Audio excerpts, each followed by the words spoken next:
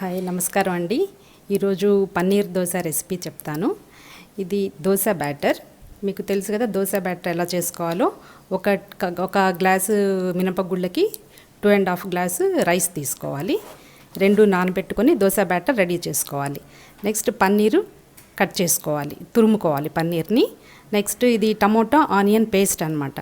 ఈ రెండు కొంచెం ప్యాన్లో ఆయిల్ వేసుకొని టమోటాస్ ఆనియన్స్ కట్ చేసి కొంచెం ఫ్రై అయిన తర్వాత ఉప్పు కారము పసుపు వేసి పక్కన పెట్టేసుకొని చల్లారిన తర్వాత గ్రైండ్ చేసుకోవాలి.